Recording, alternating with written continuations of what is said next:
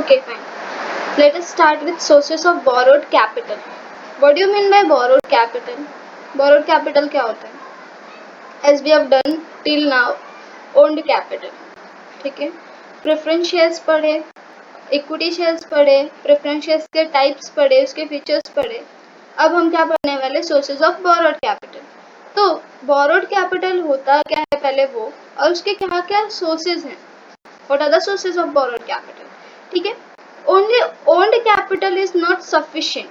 सिर्फ owned capital ही sufficient नहीं है, मतलब पर्याप्त नहीं है to carry on all business activities of a joint stock company. एक जॉइंट स्टॉक कंपनी जिसे बहुत सारे काम करने होते हैं, उसके लिए सिर्फ ओन्ड कैपिटल पर्याप्त नहीं है, सफिशिएंट नहीं है. उसे क्या करना पड़ता है? जब वो सिर्फ ओन्ड कैपिटल से अपना कैपिटल कलेक्ट करती है और उसे चलाती है, कंपनी एस्टैब्लिश करती है, उसे रन करती है, तो शायद उतना जो उसका रिक्वायरमेंट है वो फुलफिल नहीं हो पाता है. तो company needs to borrowed capital to supplement its own capital. अपने ओन्ड कैपिटल को बढ़ाना, मतलब उसमें और ऐड करते हुए, सप्लीमेंट मतलब ऐड करना, करते हुए क्या करती है? बोरोड कैपिटल क्या करती है? रेज करती है. Company needs borrowed capital to supplement its owned capital. अपने ओन्ड कैपिटल को बढ़ाने के लिए वो क्या करती है? बोरोड कैपिटल रेज करती है. Every trading company is entitled to borrow money. हर एक ट्रेडिंग कंपनी क्या कर सकती है? मनी बोरो कर सकती है, मतलब उधार पर ले सकती है. However, it is a normal practice to have an express provisions in the memorandum of association. आपको मेमोरेंडम ऑफ एसोसिएशन में कुछ प्रोविजन बताने पड़ते हैं. ये नॉर्मल है, हर कंपनी को बताने पड़ते हैं. ठीक है, प्रोविजंस मतलब आपको कुछ रिटन में आपको वहाँ पर पास करना पड़ता है, कुछ रूल्स या रेगुलेशंस वहाँ पर मेंशन करने पड़ते हैं, पॉइंट्स मेंशन करने पड़ते हैं कि हम क्या करेंगे, ये इतने मनी, इतना जो हमारा बोरोड कैपिटल है वो रेस करेंगे. Enabling a company to borrow money. उससे क्या होगा? आपकी कंपनी बोरो कर सकती है money. Memorandum authorizes company to exercise borrowing powers, whereas articles of association provides as to how and by whom this power shall be exercised. Memorandum जो है, memorandum of association MOA, वो आपको क्या करता है? ऑथराइज करता है कि कंपनी क्या कर सकती है, उसके पास पावर आ जाती है कि वो बोरो कर सकती है. लेकिन आर्टिकल्स ऑफ एसोसिएशन क्या करता है? आपको बताता है कि आपको कहाँ से अब वो पैसे बोरो करने चाहिए. As to how and by whom, कैसे और किन लोगों से, है ना? This power shall be exercise. किन लोगों से और कैसे आपको पैसे बोरो करने चाहिए. The power to borrow money is normally exercise by board of director of the company. ये पावर किसके हाथ में होती है? Board of directors. कंपनी के जो बोर्ड ऑफ डायरेक्टर्स होते हैं उनके हाथ में ये पावर्स होती है कि वो क्या करे? बोरोड कैपिटल रेज करे. ठीक है, A private company may exercise its borrowing power immediately after incorporation. अब incorporation क्या होता है? अच्छा, पहले समझते हैं. A private company, एक प्राइवेट कंपनी क्या कर सकती है? मैं एक्सरसाइज इट्स बोरोविंग पावर, अपनी बोरोविंग पावर्स को यूज कर सकती है इमीडिएटली, तुरंत, आफ्टर इनकॉर्पोरेशन. इनकॉर्पोरेशन मतलब कंपनी को आपने रजिस्टर करवाया, वो इनकॉर्पोरेशन. रजिस्ट्रेशन मतलब जैसे एक प्राइवेट कंपनी जैसे ही अपना कंपनी का रजिस्ट्रेशन करवा लेती है, वैसे ही वो बोरोइंग उस पावर एक्सरसाइज कर सकती है, बोरोड कैपिटल रेज कर सकती है. लेकिन वही एक पब्लिक कंपनी है. However, public company cannot exercise its borrowing power until it secures certificate of commencement of business. अब commencement मतलब स्टार्ट. जब तक वो अपना बिजनेस स्टार्ट नहीं कर देती तब तक क्या नहीं कर सकती वो, जब तक उसके पास सर्टिफिकेट ना आ जाए बिजनेस स्टार्टअप करने का, तब तक वो बोरोविंग पावर्स को एक्सरसाइज नहीं कर सकती, उसे यूटिलाइज और यूज नहीं कर सकती. The capital may be borrowed for short term, medium term और लॉन्ग टर्म रिक्वायरमेंट. अब कैपिटल हम समय के साथ, हमारे रिक्वायरमेंट के साथ, नीड्स के साथ उसका जो टर्म है वो चेंज कर सकते हैं. Capital may be borrowed for short, medium और लॉन्ग टर्म रिक्वायरमेंट। अगर हमें कम टाइम के लिए पैसे की ज़रूरत है तो हम शॉर्ट टर्म के लिए उसे रेस करेंगे, मीडियम टर्म की मतलब मोर देन 1 ईयर, लेकिन लेस देन 5 ईयर तो मीडियम टर्म के लिए इसे इशू करते हैं, और लॉन्ग टर्म के लिए चाहिए तो मोर देन 5 ईयर या उससे ज़्यादा जो भी होगा उतने समय के लिए उसे इशू करते हैं। तो डिपेंड करता है कि आपकी रिक्वायरमेंट कितनी है, कितने समय में वो पूरी मतलब कितने समय में आप उसको रीपे कर सकते हो, उस पर भी डिपेंड करता है। It is better to raise borrowed capital at a later stage of the company's business, when company want to expand or diversify its business and it requires additional capital. क्या बोला है ये? It is better, क्या सही होगा कि हम borrowed capital बाद में रेस करें at a later stage, starting में नहीं। बिजनेस स्टार्टअप किया तुरंत borrowed capital रेस करते हुए हम बिजनेस को आगे रन करने के बाद कुछ समय के बाद उसे रेस करें तो क्या होगा? बेटर होगा। When company wants to expand, जब कंपनी अपने बिजनेस को और एक्सपांड करना चाहती है और डाइवर्सिफाई करना चाहती है, मतलब कि वो एक बिजनेस से दूसरे बिजनेस में जाना चाहती है, चेंज करना चाहती है अपना मेन बिजनेस, तो क्या कर सकती है? वो रेस करेंगे तो बेटर होगा। It's business and it requires additional capital, या उसे एडिशनल कैपिटल की रिक्वायरमेंट आई है और पैसों की ज़रूरत आई है, तब वो उसे इशू करे तो बेहतर होगा। This additional capital can be raise by, अब एडिशनल कैपिटल ये जो हमें रिक्वायरमेंट है वो हम कैसे रेस कर सकते हैं? क्या क्या सोर्सेज हैं हमारे पास? या तो हम डिबेंचर्स इशू कर सकते हैं, हम डिपॉजिट ले सकते हैं लोगों से, बॉन्ड्स इशू कर सकते हैं, लोन्स ले सकते हैं कमर्शियल बैंक से, फाइनेंशियल इंस्टीट्यूशन से। ये सब क्या है? हमारे बोरोड कैपिटल के लिए सोर्सेज है। ठीक है, अलग अलग जरिए जहाँ से हम बोरो कर सकते हैं पैसे। Interest is paid on borrowed capital, borrowed capital पे हमें क्या पे करना पड़ता है? इंटरेस्ट पे करना पड़ता है। It is paid eight fix rate, और ये किस रेट पर होता है? फिक्स रेट पर, मतलब डिपेंड नहीं करता आपकी कंपनी प्रॉफिट अर्न कर रही है, लॉस बेयर कर रही है, आपको क्या करना पड़ेगा? इंटरेस्ट पे करना पड़ेगा at fix rate. Hope you all are getting. ठीक है, borrowed capital is repayable after specific period of time, borrowed capital क्या किया जाता है? रीपे किया जाता है एक पर्टिकुलर पीरियड ऑफ टाइम के बाद। अब पर्टिकुलर पीरियड शॉर्ट टर्म भी हो सकता है, मीडियम टर्म भी हो सकता है और लॉन्ग टर्म भी हो सकता है, depending upon the requirement of the company और उसकी एबिलिटी टू रीपे, है ना। उस चीज़ों पे डिपेंड करता है कि कंपनी कितने दिनों के लिए वो इशू कर रही है और कितने दिनों के लिए बाहर से पैसे ले रही है। समझ में आ रहा है? बोरो मतलब लेना, है ना, बोरोड कैपिटल, लोगों से पैसे लेना। डिबेंचर्स, अब पहला उसका सोर्स है वो इशू करे डिबेंचर्स और वहाँ से पैसे रेस करे। ये कौन सा है? बोरोड कैपिटल का सोर्स है। ठीक है, debentures are one of the principal source of raising borrowed capital to meet long term and medium term financial needs.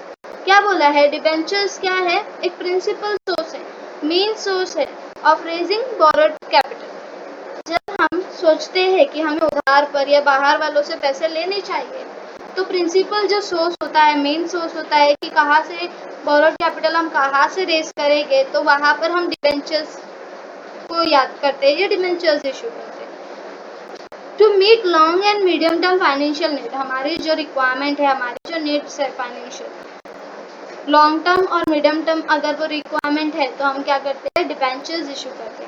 Over the years, debentures have occupied a significant position in the financial structure of the companies.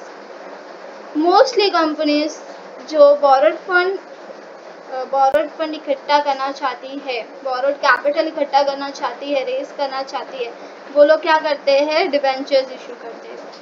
कई सालों से यही चला आ रहा है। एक significant position उसने बना ली है कंपनी में, एक कंपनी के फाइनेंशियल स्ट्रक्चर में। अब फाइनेंशियल स्ट्रक्चर मैंने पहले ही आपको बताया है, फाइनेंशियल स्ट्रक्चर मतलब mix up of various sources of fund. अब उसमें ओन्ड कैपिटल और बोरोड कैपिटल आता है, तो ये जो डिबेंचर है ये फाइनेंशियल स्ट्रक्चर का ही पार्ट है। The term debenture has came from the Latin word, एक लैटिन वर्ड से डिबेंचर ये वर्ड लिया गया है। ठीक है, और वो लैटिन वर्ड है टेपर, which means to owe, owe मतलब देना, ठीक है। The term debenture has not been defined clearly under companies act, companies act में उसे क्लियरली डिफाइन नहीं किया गया है, बट जो भी ग्लिम्स दिए गए हैं हम उसे समझते हैं।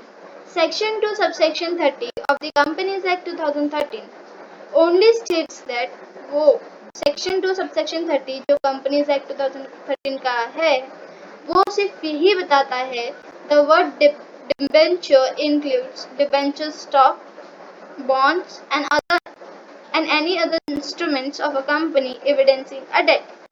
उसने बोला है डिबेंचर्स मतलब वो जो डिबेंचर स्टॉक, बॉन्ड्स और कोई भी इंस्ट्रूमेंट है कंपनी का जो हमें बताता है कि वो उधार है। एविडेंसिंग अ डेट, एविडेंस मतलब प्रूफ ऑफ अ डेट, ठीक है। Whether constituting a charge on the assets of the company और नॉट। अब कॉन्स्टिट्यूटिंग चार्ज मतलब जब कभी कोई कंपनी आपके पैसे नहीं पे कर पाती है तो आपको कुछ राइट्स मिलते हैं, कुछ चार्ज मिलते हैं कंपनी के एसेट्स पे, कि अगर आप कंपनी आपके पैसे नहीं पे कर रही है तो आप क्या कर सकते हो, वो एसेट्स को बेचने के बाद आपके पैसे पे किए जाएंगे तो आपका चार्ज आ जाता है, आप क्लेम कर सकते हो एसेट्स पे कंपनी के, या नहीं और नॉट ऐसा बोला गया। अंडर द एग्जिस्टिंग डेफिनेशन, जो अभी हमने डेफिनेशन देखा, debenture includes debenture stock. Debenture means a document which either creates or acknowledges debt. मतलब क्या, डिबेंचर क्या है, एक डॉक्यूमेंट है जो क्या एक एविडेंस है और एक एक्नॉलेजमेंट है, एक्नॉलेजेस डेट, उधार का एक एविडेंस है उधार के तौर पे, मतलब कि आपने उधार लिया है उसका वो एक प्रूफ है। Ordinarily, debenture constitutes a document, a charge on some property of the company, but there may be a debenture without any such charges. बोला है कि ऐसे डिबेंचर्स जो होते हैं उनका कुछ चार्जेस होता है कंपनी के प्रॉपर्टी पे, है ना, बट कुछ डिबेंचर्स ऐसे भी होते हैं जिनको ये राइट, ये चार्ज, ये क्लेम नहीं भी होता है, ठीक है। पाल्मर ने बोला है कि डिबेंचर क्या होता है, पाल्मर ने डिफाइन किया है उसे। A debenture is an instrument under seal evidencing debt. The essence of it being admission of indebtedness. मतलब क्या, A debenture is an instrument, एक इंस्ट्रूमेंट है, सिक्योरिटी है, अंडर सील, कंपनी की सील उस पर होती है, एविडेंसिंग डेट, आप उधार का एक प्रूफ है वो, the essence of it being admission of the indebtedness, क्या बोला है कि एक प्रूफ के तौर पे काम आती है कि हाँ वहां पर वो डेट लिया गया है, समझ में आ रहा है।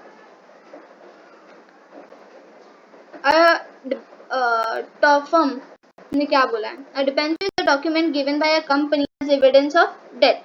एक डिबेंचर, डिबेंचर क्या है, एक डॉक्यूमेंट है जो एक कंपनी देती है as a evidence, as a proof of debt, कि उन्होंने उधार लिया है टू द होल्डर, जिस पर्सन से उधार लिया है, जिसे वो डिबेंचर सर्टिफिकेट दिया जाता है, उसके लिए वो क्या है, एक डॉक्यूमेंट है कंपनी द्वारा एज अ प्रूफ कि हाँ उनसे उधार लिया गया है।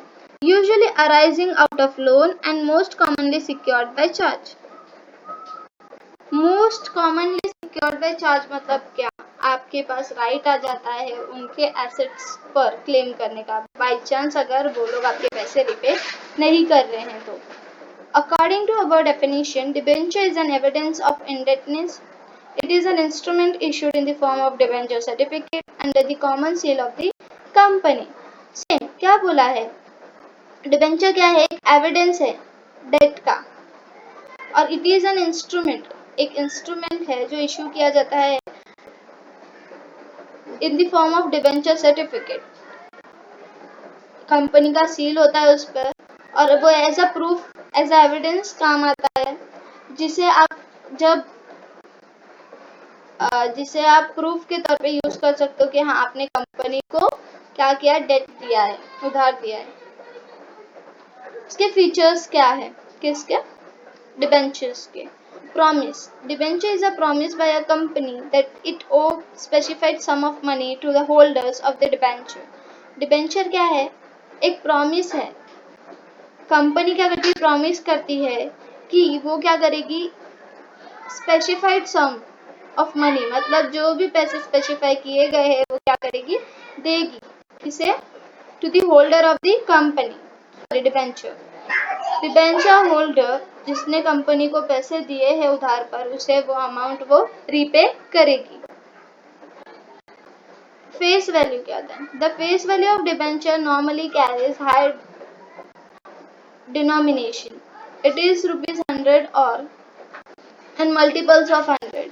मतलब क्या, फेस वैल्यू मतलब उस पर्टिकुलर सिक्योरिटी की क्या कीमत है, ठीक है। तो यहाँ पर क्या कीमत है उसकी, क्या बोला है कि जो डिबेंचर्स है उसकी जो फेस वैल्यू है हाई डिनोमिनेशन है। अगर मैं बोलूँ इक्विटी शेयर्स तो आप 10 रुपए से भी स्टार्ट कर सकते हैं, लेकिन जब डिबेंचर की बात आती है तो यहाँ पे क्या बोला, वो हाई डिनोमिनेशन है, मतलब वो स्टार्ट ही किससे होता है, 100 से, और इन मल्टीपल्स ऑफ 100, 100, 200, 300, 1000, 10,000, ऐसे 100 से स्टार्ट होता है और आप कितने भी इससे परचेज कर सकते हो। टाइम ऑफ रीपेमेंट, कब रीपे किया जाता है डिबेंचर्स का amount, debentures are issued with the due date stated in the debenture certificate.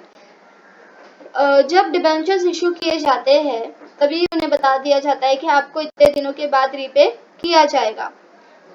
Issued with the due date, कि आपको कब पे किया जाएगा, ड्यू डेट के साथ उसे इशू किया जाता है। In the debenture certificate, debenture certificate में मेंशन की जाती है आपके ड्यू डेट भी, कि इस तारीख को आपका जो भी पैसा है वो रिटर्न किया जाएगा, रीपे किया जाएगा। The principal amount of debenture is repaid on maturity date, जो भी प्रिंसिपल अमाउंट है, जो भी आपने इन्वेस्ट किया है वो कब रीपे किया जाएगा, मैच्योरिटी डेट पर। समझो आज 1 जनवरी 2020 को हमने डिबेंचर्स लिए, 7 साल के लिए लिए, 1 जनवरी को लिए, ठीक है। 7 साल कब खत्म हो गए, 2027, 1 जनवरी 2027 को मैच्योरिटी डेट पर क्या किया जाएगा, मेरा जो प्रिंसिपल अमाउंट था, समझो मैंने 1 लाख इन्वेस्ट किए थे, तो वो 1 लाख प्रिंसिपल अमाउंट मेरा कब रीपे किया जाएगा, 7 साल के बाद, कब, 1 जनवरी 2027 में, ठीक है। तो ये जो प्रिंसिपल अमाउंट होता है वो कब रीपे किया जाता है, on maturity date. But interest आपको मुझे लगता है कि वो क्वार्टरली या हाफ ईयरली पे किया जाता है, ठीक है। प्रायोरिटी ऑफ रीपेमेंट, अब डिबेंचर होल्डर्स को प्रायोरिटी दी जाती है कि debenture holders have a priority in repayment of debenture capital over the other Clements of the company. ये क्या है, सिक्योर्ड है, डिबेंचर्स क्या है, सिक्योर्ड है। जब कंपनी वाइंड अप होती है, बंद होती है, ठीक है, तो उसके बंद होने के समय ना, पहले ये जो लायबिलिटीज हैं, कंपनी के लिए लायबिलिटी है डिबेंचर, पहले इनके पैसे पे किए जाते हैं, बाद में ओन्ड कैपिटल वालों के, पहले बोरोड कैपिटल वालों के, मतलब डिबेंचर्स को प्रायोरिटी दी जाती है, उनके पैसे पहले पे किए जाते हैं, बाद में ओन्ड कैपिटल वालों के, दैट इज इक्विटी शेयर्स और प्रेफरेंस शेयर्स, ठीक है। तो यहाँ पर क्या है, रिपेमेंट में भी प्रायोरिटी मिल रही है। अश्योरेंस ऑफ रिपेमेंट, अश्योरेंस, आपको भरोसा दिया जाता है कि आपका रिपेमेंट होगा, अश्योर किया जा रहा है। Debenture constitutes a long term debt, they carry an assurance of repayment on due date. Debenture एक लॉन्ग टर्म डेट है, काफी लंबे समय के लिए उधार देते हैं लोग कंपनी को, और उन्हें अश्योरेंस मिला होता है कंपनी के तरफ से कि आपको रिपेमेंट किया जाएगा ऑन ड्यू डेट। काफी सिक्योरिटी है ये, जहाँ पर आपको अश्योरेंस है, प्रायोरिटी है रिपेमेंट की, टाइम पर रिपेमेंट होता है, मतलब मैच्योरिटी डेट पर आपका प्रिंसिपल भी रिपे किया जाता है, ये सारी चीजें, ठीक है। 6th पॉइंट है interest. A fix rate of interest is agreed and is paid periodically in case of debenture. Fix rate of interest आपको प्रोवाइड किया जाएगा और agreed upon and is paid periodically in case of debenture, मतलब जब आपको debentures issue किए जा रहे होते हैं तभी आपको रेट ऑफ इंटरेस्ट बता दिया जाता है और आप भी उससे सहमत हो तो आपने उसे परचेस किया है, ठीक है। तो आपको क्या होता है, फिक्स रेट ऑफ इंटरेस्ट दिया जाता है। Payment of interest is fixed liability of the company, company के लिए फिक्स लायबिलिटी है, उसे पे करना ही होता है। It must be paid by company irrespective of the fact whether the company makes profit और नॉट। कंपनी को प्रॉफिट हो रहा है नहीं हो रहा है उससे हमारा कोई लेना देना नहीं है। डिबेंचर होल्डर्स को इंटरेस्ट देना ही पड़ता है। ये क्या एक फिक्स्ड लायबिलिटी है कंपनी की, उन्हें आपको देना पड़ेगा ही, भले आप लॉस से गुजर रहे हो, प्रॉफिट अर्न कर रहे हो नहीं कर रहे हो, ज्यादा कर रहे हो कम कर रहे हो, उससे लेना देना नहीं होता है। Parties to debenture, 7th point. कितनी पार्टीज होती है डिबेंचर्स में? नॉर्मली 2 पार्टीज होती है, कंपनी और द डिबेंचर होल्डर। बट जब कंपनी मोर देन 500 पीपल्स को डिबेंचर ऑफर करती है तो वहां पर कंपनी किसी जैसे ये डिबेंचर ट्रस्टी थर्ड पार्टी को अलाउ करती है, उन्हें राइट्स देती है कि आप डिबेंचर्स उनके बेच सकते हो। कैसे? Company, this is the entity which borrows money, जो पैसे ले रही है वो संस्था है, वो एंटिटी है, ठीक है। ट्रस्टीज कौन है? A company has to appoint debenture trustees if it is offering debentures to more than 500 people. Company को क्या करना पड़ेगा? डिबेंचर ट्रस्टीज को अपॉइंट करना पड़ेगा अगर कंपनी 500 से ज्यादा लोगों को डिबेंचर्स अलॉट कर रही है तो। This is a party through whom the company deals with debenture holders. ये पार्टी के थ्रू डिबेंचर होल्डर्स से डील करती है कंपनी। कैसे? मतलब यहाँ पर डिबेंचर होल्डर्स वो ट्रस्टीज से कांटेक्ट करेंगे और कंपनी ट्रस्टीज से कांटेक्ट करेगी। ये इंटरमीडिएटरी के तौर पे भी यूज में आता है कंपनी के लिए। The company makes an agreement with trustees, ये जो ट्रस्टीज हैं उनसे कंपनी क्या करती है? एग्रीमेंट बनाती है। It is known as trust deed. Trust deed, deed मतलब एग्रीमेंट, ठीक है। It contains the obligations of the company, क्या क्या रूल्स एंड रेगुलेशन है कंपनी के। Rights of debenture holder, debenture holders को क्या क्या राइट्स दिए गए हैं। पावर्स ऑफ ट्रस्टीज, अब ये ट्रस्टीज बीच में आया है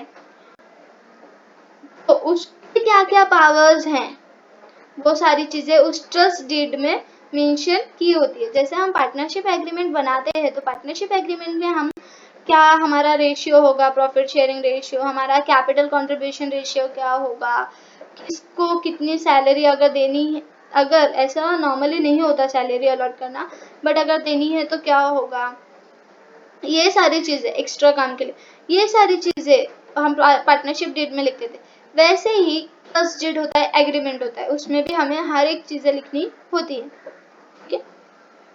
डिबेंचर होल्डर हमारा third party, debenture holder. These are the parties who provide loan and receive debenture certificate as an evidence। मतलब क्या? ये क्या है? वो पार्टी है जो क्या कर रही है? हमें लोन प्रोवाइड कर रही है, किसे? कंपनी को, और उन्हें हम कंपनी बदले में क्या देती है? Debenture certificate. डिबेंचर सर्टिफिकेट अगर कंपनी, समझो डिबेंचर सर्टिफिकेट उन्हें नहीं मिलता है तो उनके पास प्रूफ है क्या वो डिबेंचर होल्डर है? नहीं। तो ये जो डिबेंचर सर्टिफिकेट है ये क्या? As a proof, as a evidence उनके लिए काम में आता है। समझ में आ रहा है? अथॉरिटी टू इश्यू डिबेंचर्स, कौन कौन डिबेंचर्स इश्यू कर सकता है? कंपनीज एक्ट 2013 के सेक्शन 179 सबसेक्शन 3 ने क्या बोला है? The board of director has the power to issue debentures. सिर्फ बोर्ड ऑफ डायरेक्टर्स, ऐसे यहाँ पे बोला नहीं सिर्फ, लेकिन क्या बोला है? बोर्ड ऑफ डायरेक्टर्स के पास पावर है कि वो क्या कर सके? इश्यू कर सके क्या? डिबेंचर्स।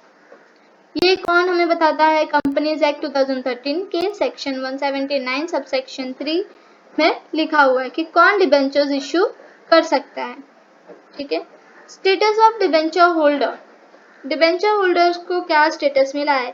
जैसे कि हम बोले इक्विटी शेयर्स को ओनर का स्टेटस मिलता है, प्रेफरेंस शेयर होल्डर्स को को ओनर का स्टेटस मिलता है, वैसे डिबेंचर होल्डर्स को क्या स्टेटस मिलता है कंपनी में?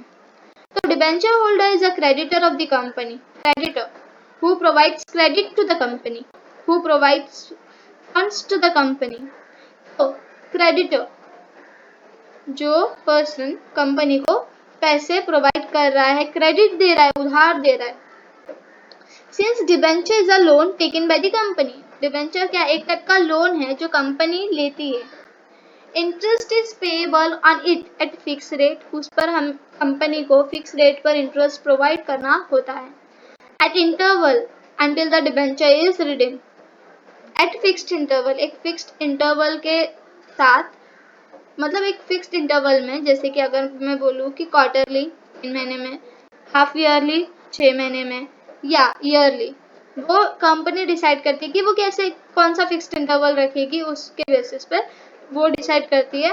और जब तक डिबेंचर रिडीम नहीं हो जाते, जब तक वो रिपे नहीं हो जाता उनका अमाउंट, तब तक क्या होता है, फिक्स रेट पर आपको इंटरेस्ट प्रोवाइड करना पड़ता है, किसे, कंपनी को। डिबेंचर होल्डर्स को वोटिंग राइट मिलता है क्या? वोटिंग राइट किसे मिलता है? इक्विटी शेयर होल्डर्स को। प्रेफरेंस शेयर होल्डर्स को मिलता है क्या? नहीं मिलता है। तो अब यहाँ पे देखते हैं डिबेंचर्स होल्डर्स को मिलता है क्या? नो वोटिंग राइट्स, नहीं मिलता है। According to section 71 subsection 2 of the companies act 2013, देखो हो सकता है तुम लोगों को ये सेक्शंस याद ना रहे, जरूर देखो, नहीं याद है तो कुछ फालतू मत लिखना, उसमें नहीं याद है तो मत लिखना, डायरेक्टली जो पॉइंट्स दिए हुए वो एक्सप्लेन करना, सेक्शंस नहीं लिखोगे चलेगा, ठीक है। No company shall issue any debentures carrying any voting right, कोई कंपनी डिबेंचर्स, ऐसे डिबेंचर्स नहीं इश्यू कर सकती जिसके साथ वोटिंग राइट हो, मतलब no voting right, debenture holders को वोटिंग राइट नहीं होता है। Debenture holders have no right to vote at general meeting of the company, company के जनरल मीटिंग में वो वोट नहीं कर सकते हैं। सिक्योरिटी, डिबेंचर्स को सिक्योरिटी मिलती है क्या? Debentures are generally secured by fixed or floating charge on assets of the company, मतलब क्या, अगर by chance company wind up हो रही है, कंपनी के पास पैसे नहीं है आपको पे करने के लिए, किसे, डिबेंचर होल्डर्स को, ठीक है, उनके मैच्योरिटी डेट के पहले ही कंपनी वाइंड अप हो रही है, बंद हो रही है, तो डिबेंचर होल्डर्स के पास क्या राइट्स हैं, क्लेम कर सकते हैं, वो उनको सिक्योरिटी मिली है कि वो उनके एसेट्स पे क्लेम कर सकें, तो हाँ, डिबेंचर होल्डर्स के पास राइट है कि वो क्लेम कर सके, चार्ज कर सके एसेट्स पे, किसके, कंपनी के। If a company is not in a position to make payment of interest or repayment of capital, अगर कंपनी सक्षम नहीं है, इस पोजीशन में नहीं है कि वो क्या करे, इंटरेस्ट प्रोवाइड करे अपने डिबेंचर होल्डर्स को, और उनका अमाउंट, उनका जो कैपिटल अमाउंट है वो रीपे करे, प्रिंसिपल अमाउंट रीपे करे, तो the debenture holders can sell of charged property of the company and recover their money, वो लोग क्या कर सकते हैं, जो चार्ज्ड, जिस प्रॉपर्टी पे उन्हें मिला है कंपनी के, उसे बेचकर, उसे खुद बेचकर क्या कर सकते हैं, रिकवर कर सकते हैं उनका पैसा। समझ में आ रहा है? अब इशूअर्स कौन है? Debentures can be issued by both private and public limited company, दोनों ही क्या कर सकते हैं, डिबेंचर्स इशू कर सकते हैं, प्राइवेट कंपनी भी और पब्लिक लिमिटेड कंपनी भी। लिस्टिंग, अब लिस्टिंग क्या होता है? लिस्टिंग मतलब आपको शेयर मार्केट में, ये जो स्टॉक एक्सचेंज है वहां पर क्या करना पड़ता है, इसे लिस्ट करवाना पड़ता है।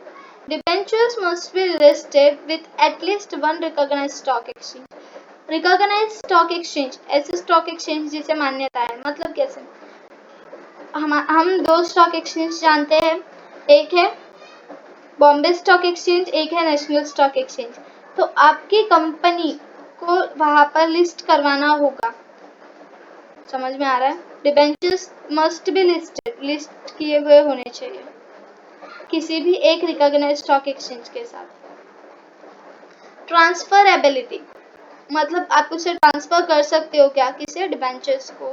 Debentures can be easily transfer through the instrument of transfer, मतलब आपको अगर डिबेंचर्स बेचने हैं, you can easily sell out, ठीक है। अब क्या दिया है, types of debentures, on the basis of security, on the basis of transfer, on the basis of repayment, on the basis of conversion। पहला देखते हैं on the basis of security, secured और अनसिक्योर्ड, दो टाइप के debenture, total 8 type के debentures है, तो security के उस पर 2 है, ट्रांसफरेबिलिटी के इस पर 2 है, रीपेमेंट के इस पर 2 है, और कन्वर्जन में 2 है। ये क्यों ऐसे दिया हुआ है, ताकि आपको इजी हो जाए उसे समझने में, उसे पढ़ने में, ठीक है। ये जो डिबेंचर्स के टाइप्स है मैं नेक्स्ट वीडियो में डिटेल में कवर करती हूँ। और ये जो 14 पॉइंट्स हैं इनमें कुछ भी डाउट है, देखो डिबेंचर्स कहाँ से पढ़ना है, पूरा नहीं पढ़ना है, सिर्फ एक डेफिनेशन पढ़ो और पॉइंट्स पढ़ो। पॉइंट्स भी पूरे मत पढ़ो, 5 या 7 पॉइंट्स पढ़ो जो आपको इजी लगते हो, ठीक है। और कुछ डाउट होगा तो पूछ लेना।